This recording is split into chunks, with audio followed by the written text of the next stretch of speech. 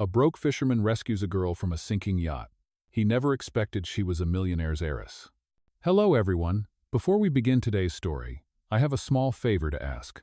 Please hit subscribe and turn on the notification bell so you never miss our channel's new videos. It is quick, free, and the best way to support us in bringing you more dramatic stories. Your support means the world to us. Where are you watching from? Drop your city or country in the comments below. Thank you very much. Now, let us return to our main character. On the rough Atlantic coast, just past midnight, a storm was rolling in. The wind howled like a beast across the open water, and the black waves slammed against a small wooden fishing boat that had clearly seen better days. Its owner, Ethan, a 25-year-old fisherman with sunburned skin and calloused hands, was out there fighting against the sea. His boat creaked with every swell, his nets were empty again, and his debts at the harbor weighed heavier than the ocean itself. Ethan was not out here by choice tonight. He had promised himself that this trip, this dangerous push into the storm, might bring enough catch to pay off the rent he owed for his shack on the docks. As the rain stung his eyes and the salt water soaked through his worn jacket, he thought only about survival, about keeping the bow pointed into the waves. But then, through the roar of the storm, he saw something that made his heart freeze. A white shape, far too large to be a fishing boat, was listing dangerously in the distance. The outline of a yacht, bright lights flickering, alarms wailing against the storm. Its hull was cracked, water rushing in. He could just barely hear the panicked shouts. Ethan's first thought was disbelief. What was a yacht doing out here in these waters during a storm like this? His second thought hit harder. Someone was in danger. He pushed the throttle forward, his old engine coughing but obeying. The fishing boat lurched toward the sinking vessel. As he drew closer, he saw the chaos, more clearly expensive furniture sliding off the deck, shattered glass, a broken mast, and then he heard a cry that cut through the storm. A girl's voice. High, terrified, disparate. Help! Somebody, please. Oh! Ethan's eyes darted across the wreck. Crew members were already abandoning ship, scrambling onto inflatable rafts that were drifting away. But one figure remained trapped, clinging to the tilted railing near the stern. A young woman, soaked to the bone, struggling to keep from slipping into the black water below. "Hold on!" Ethan shouted, though his words were swallowed by the wind. He yanked at the tiller, forcing his boat closer. The waves smashed against his hull, nearly knocking him overboard, but he kept going. Every second mattered. The girl's grip slipped. Her scream echoed across the storm as her hand lost hold of the railing. She plunged into the sea. Ethan did not hesitate. He tied off the tiller, ripped off his jacket, and dove into the icy water. The cold was like knives against his skin, but he kicked hard, cutting through the waves toward her.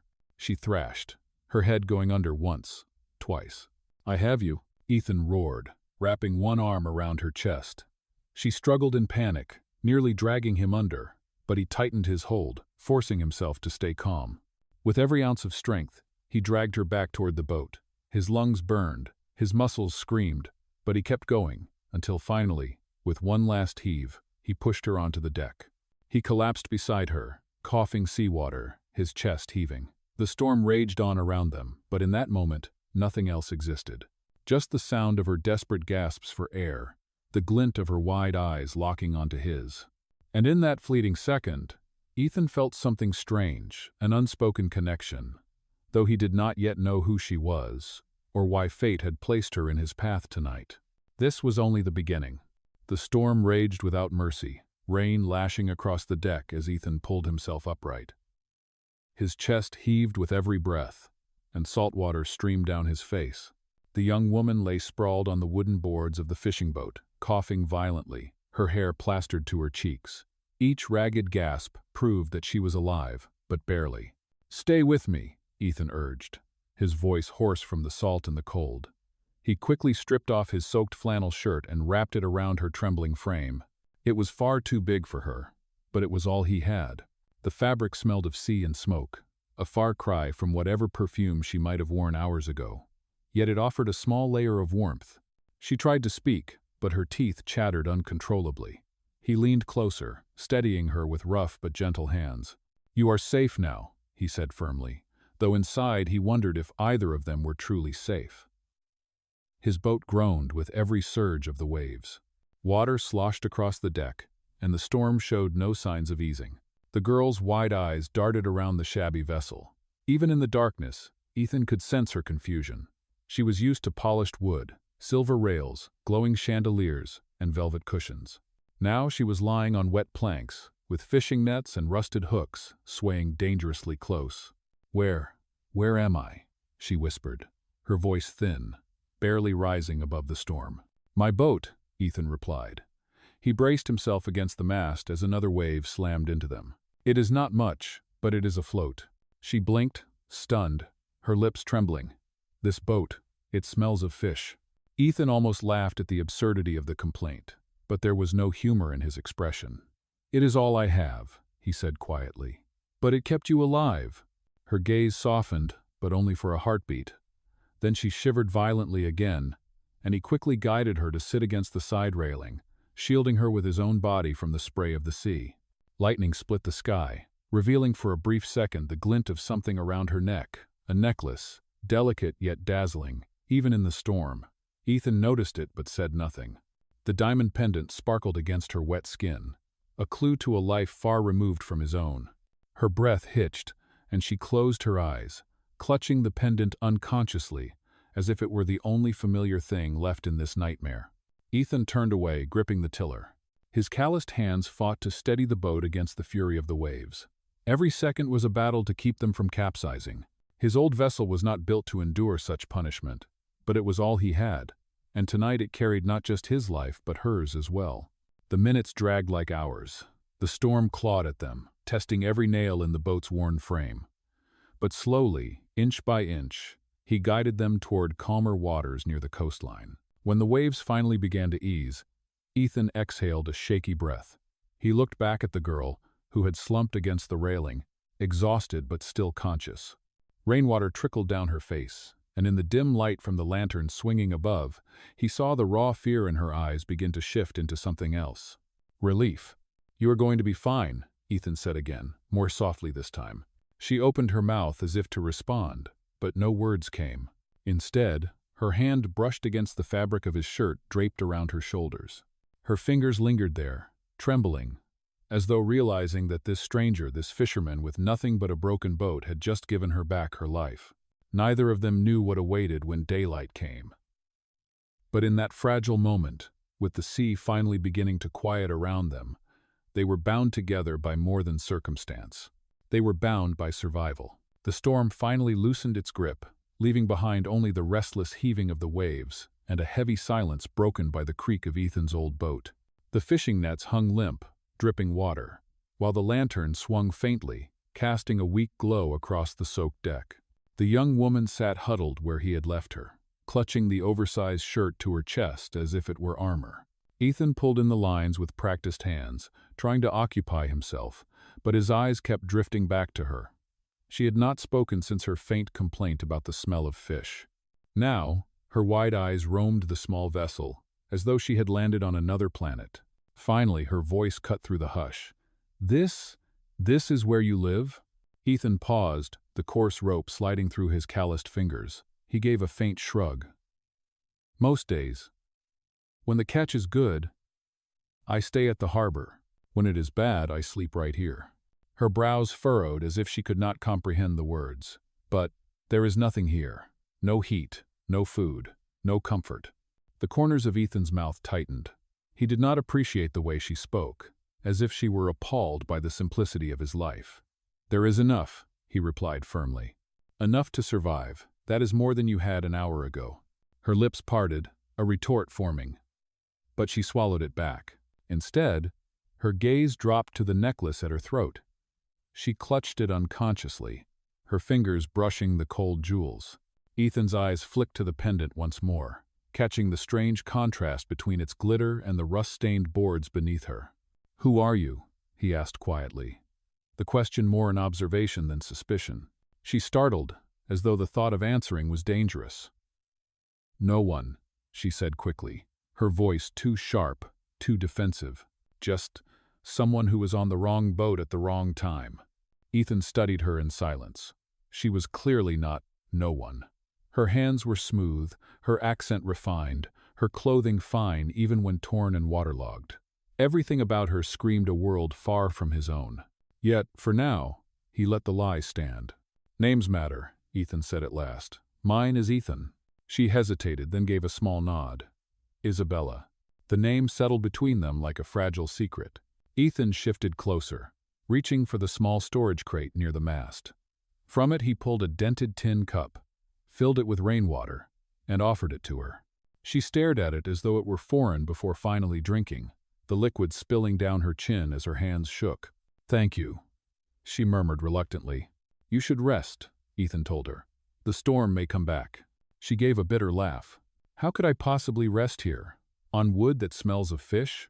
With ropes and hooks hanging over my head? I do not belong in a place like this." Her words were not cruel, but they carried the sting of truth. Her world was marble floors, silk sheets, and shining chandeliers.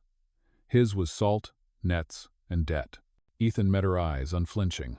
"Maybe not, but it is where you are, and it saved your life." For the first time, she looked ashamed. Her gaze faltered, drifting away into the dark horizon where the last flashes of lightning flickered faintly. Neither spoke again for several minutes. The only sounds were the groan of the old boat and the restless sigh of the sea. Yet beneath the quiet, the clash of two worlds had already begun, sharp and undeniable. And though neither of them could see it yet, that collision would soon tear open the truth Isabella was so desperate to hide. The storm had passed, leaving the ocean restless but calmer, the waves slapping against the wooden hull with less fury than before. Ethan guided the boat toward a narrow inlet along the rocky coastline, a place he knew well, a place where he had often hidden from weather too fierce for his aging vessel to endure. By the time they reached the cove, the horizon was beginning to pale with the first hint of dawn. The small shelter of rocks protected them from the wind, but the chill of the night remained heavy. Isabella sat hunched against the railing, her arms wrapped tightly around herself. She shivered uncontrollably, and her lips were pale. Ethan moved quickly, tying off the ropes, lowering the anchor, and rummaging through the few supplies he kept on board. He pulled out a coarse wool blanket, worn thin but still serviceable, and placed it gently around her shoulders. "It is not much," he admitted, "but it will help." She looked up at him, eyes weary yet still sharp, as though her pride refused to allow her to appear too weak. She nodded once, clutching the blanket tightly. "Thank you." Ethan knelt near the small firebox bolted into the corner of the deck. It was little more than a tin stove, blackened from years of use, but it still worked when fed with dry wood. He lit a match and coaxed a small flame to life, placing a dented pot above it. Soon, the faint scent of boiling water and dried fish filled the air. Isabella wrinkled her nose, the expression involuntary. "What is that smell?" Ethan gave a low laugh, shaking his head. "Dinner. Or breakfast, depending on how you look at it. Fish stew. Nothing fancy, but it will warm you." Her brow furrowed as if she had never heard such a thing. "Fish? Stew? Yes?" Ethan said simply. "You are welcome to refuse it, but then you will stay cold and hungry." "No." For a moment she looked ready to argue, but then her stomach betrayed her with a soft growl. Her cheeks flushed as she pulled the blanket tighter around her. She did not protest again.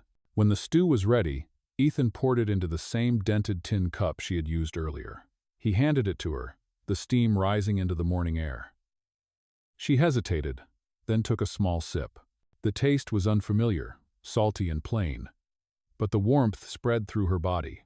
Without another word, she kept drinking. Ethan leaned back against the mast, watching her silently. In the soft dawn light, her features looked less severe, more fragile. Wet strands of dark hair clung to her face, and her eyes, though tired, glimmered with something he could not quite place. She noticed his gaze and stiffened, lowering the cup. "What are you staring at?"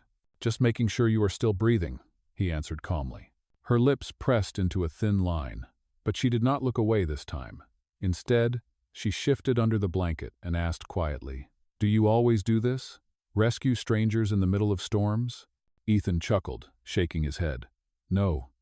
Most nights I am lucky if I can rescue myself." His eyes drifted toward the horizon, where the light was growing stronger. "But I could not leave you out there. That is not how I was raised." "Oh, Isabella studied him for a long moment, as if trying to understand a language she had never heard before. Her hand went again to her necklace, the diamond catching the faint sunlight. She seemed to draw strength from its presence, holding it as though it grounded her to the world she belonged to. Ethan noticed, but said nothing. Instead, he added softly, "You should rest. There is a small cabin below deck. It is not comfortable, but it will keep the wind off you." Meh. She glanced toward the tiny wooden hatch he indicated. "You live down there?" "Sometimes," he said.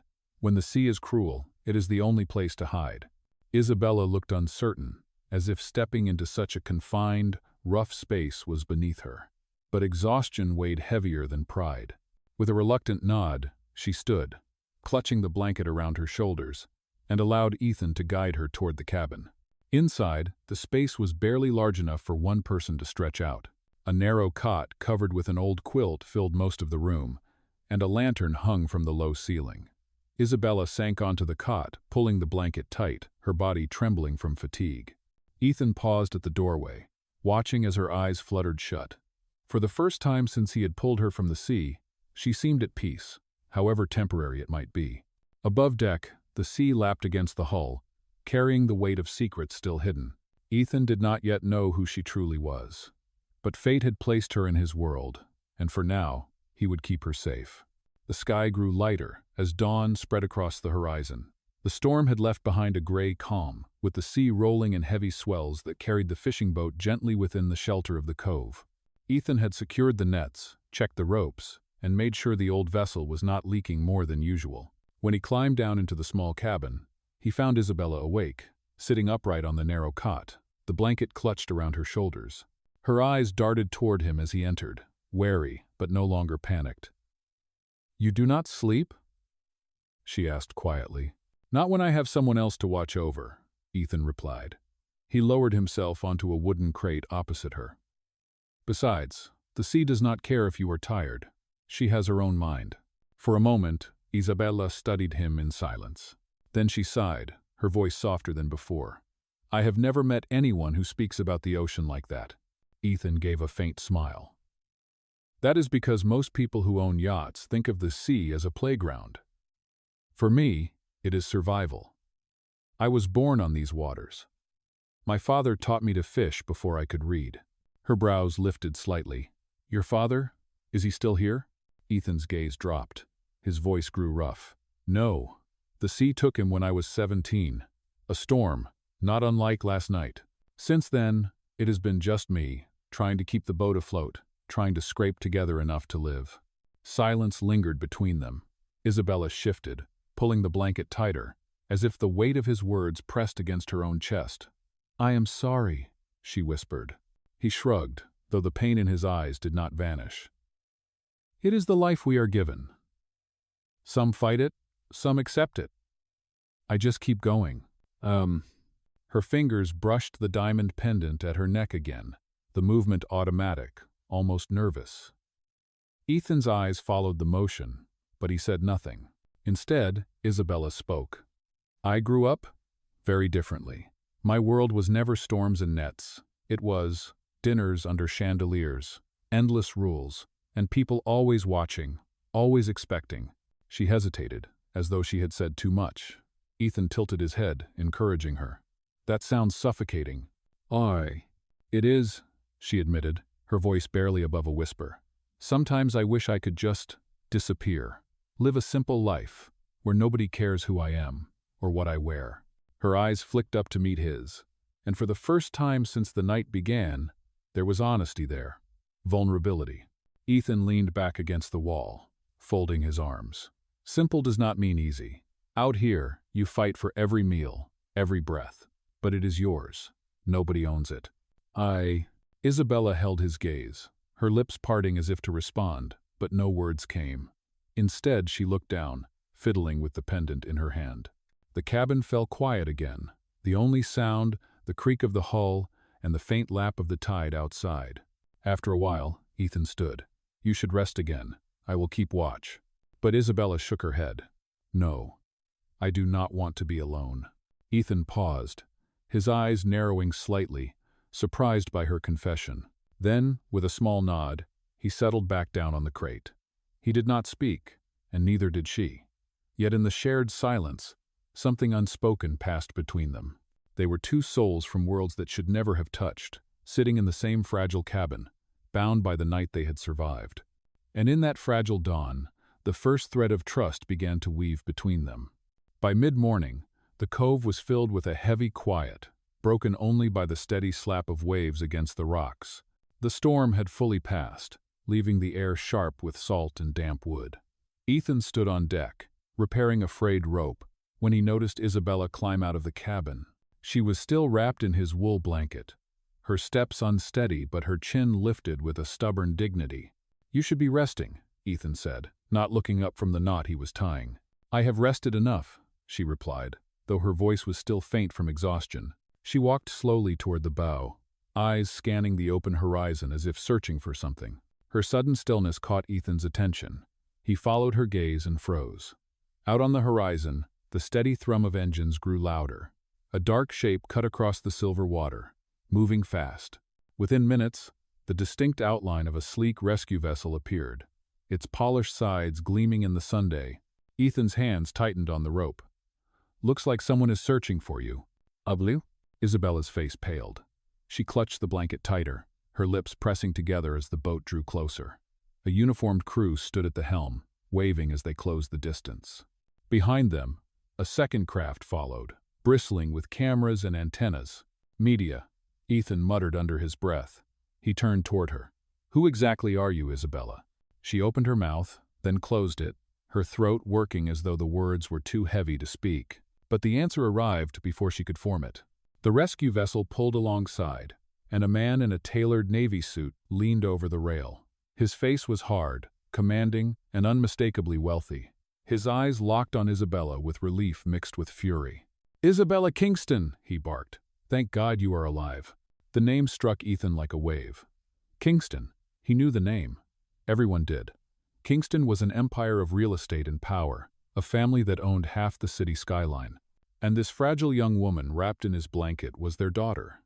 Reporters shouted from the second vessel, their cameras flashing, voices clamoring over one another.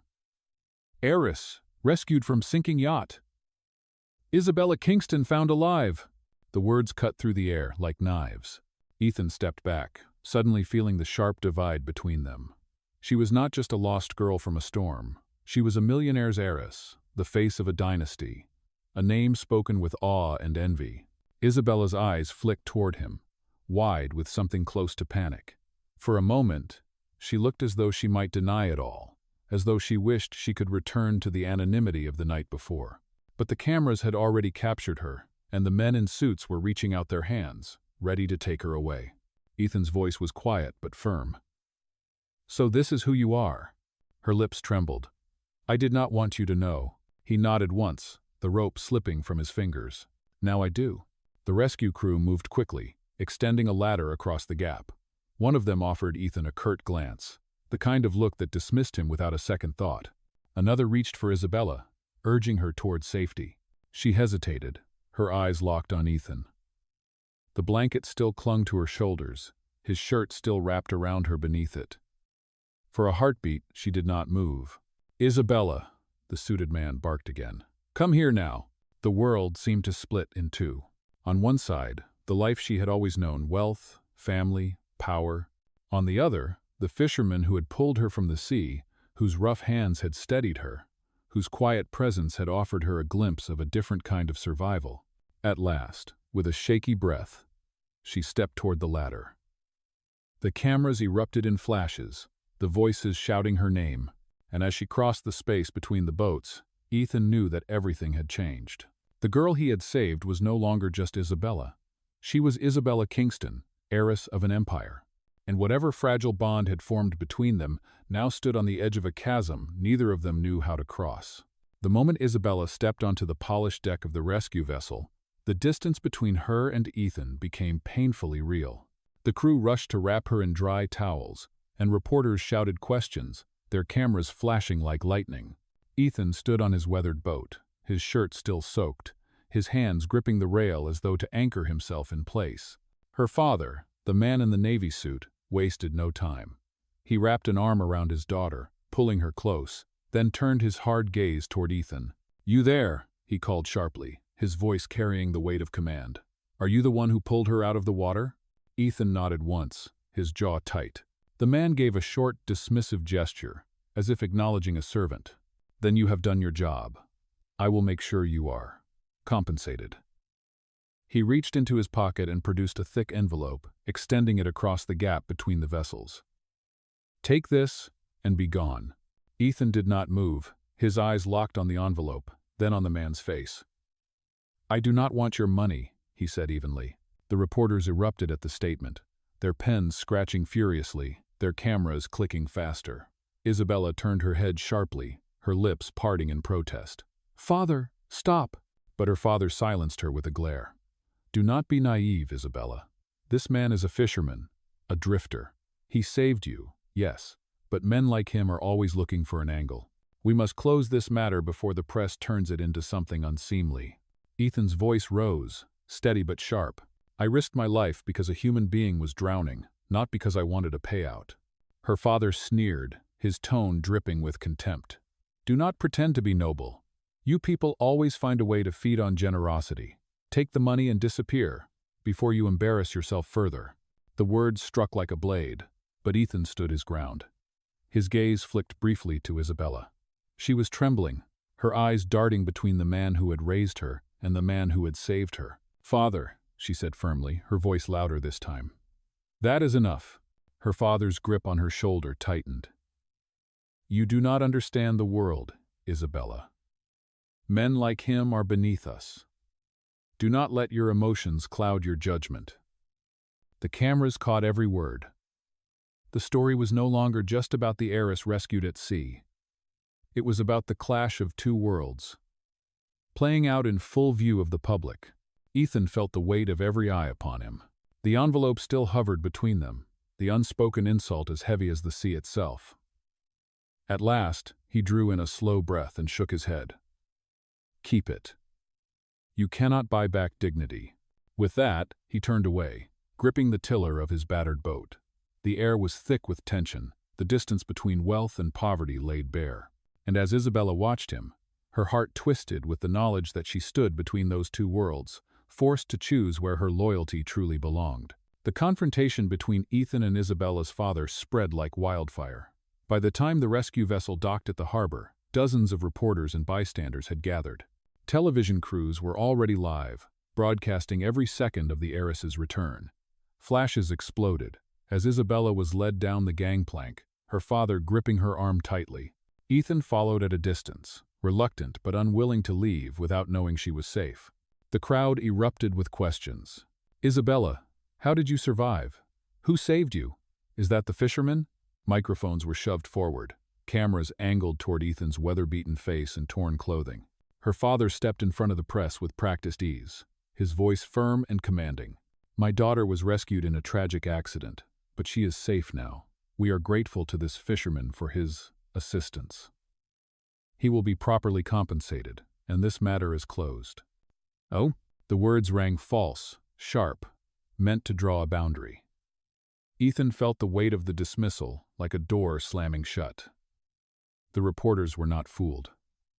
They turned, their questions sharper now. "Sir, are you refusing to acknowledge him as a hero?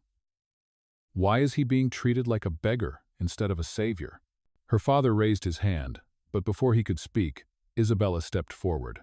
The cameras caught the fire in her eyes, the defiance in her stance. She pulled the blanket tighter around her shoulders, the fisherman's shirt still visible beneath it. "No," she said clearly, her voice carrying over the crowd. "This man is not a beggar. He is the reason I am standing here today. He risked his life in a storm that could have killed us both. And he did it not for money, not for recognition, but because it was right." Gasps rippled through the reporters. Microphones surged closer. Ethan froze, his chest tightening at her words. Her father hissed, "Isabella, stop this nonsense."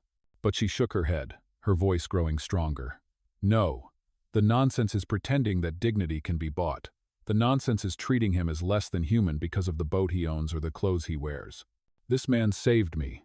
That makes him worth more than all the money you own." The crowd erupted. Cheers mingled with applause, reporters shouting for more. Flashbulbs lit the pier like lightning. Ethan stood still, stunned by the force of her defense. She had stepped into the spotlight not as the heiress of an empire, but as a woman unwilling to let the truth be silenced. Her father's face darkened, his lips pressed into a thin line. But the damage was done. Every camera had captured the moment. Every microphone had recorded her declaration. The world had seen her choice. And in that instant, Isabella Kingston was no longer just a name tied to wealth.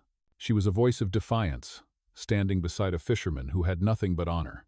The pier buzzed with voices long after Isabella's declaration. Reporters chased every angle, microphones thrust into her face, but she stood tall, her hand trembling slightly, yet unyielding.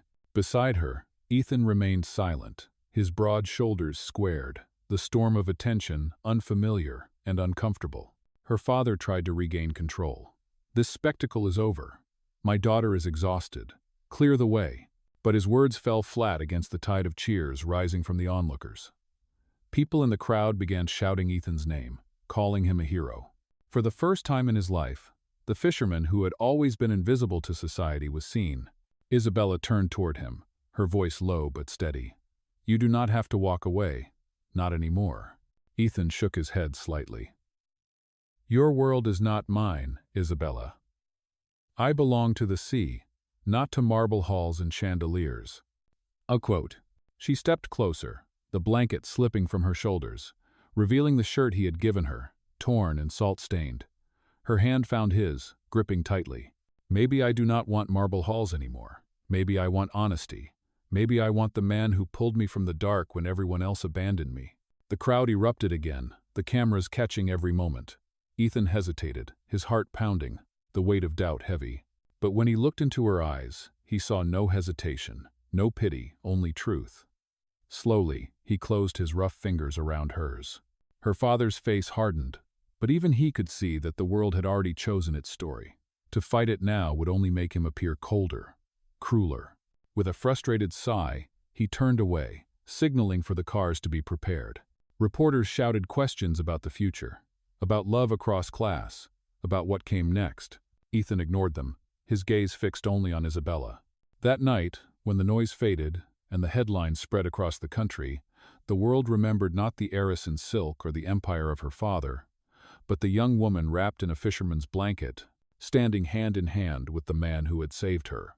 Days later, Ethan returned to the docks, his boat still battered from the storm, his life still simple. But now, when he walked across the weathered planks, people nodded, smiled, and called him by name. And when Isabella appeared at his side, no longer hidden behind bodyguards or marble gates, he realized something he had never dared to believe. Love, real love, was not about wealth or titles. It was about the courage to stand together when the world said you could not. As the sun set over the restless sea, Ethan pulled his old coat tighter against the wind. Then he felt Isabella slip beneath his arm, sharing its warmth, her smile brighter than any diamond she once wore. And for the first time, the fisherman who had nothing felt like the richest man alive.